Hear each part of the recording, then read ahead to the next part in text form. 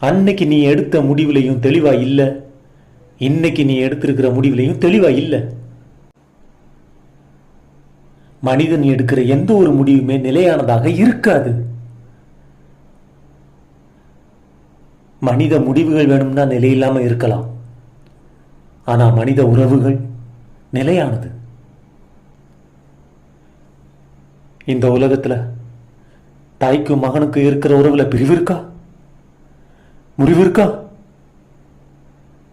இந்த தாயை பிடிக்கலன்னு இந்த தாயை தூக்கி எறிஞ்சிட்டு நம்ம வாழ்க்கையில இன்னொரு தாயை சேர்த்துக்க முடியுமா? முடியாதுல்ல. ஆனா இந்த காதல்ல மட்டும் எதுக்காக பிரிவு இருக்கு, முறிவு இருக்கு? ஏன்னா இங்க யாருமே தாய்மை உணர்வோட காதலிக்கிறது இல்லை. காதலுக்கும் தாய்மை உணர்வு வேணும்.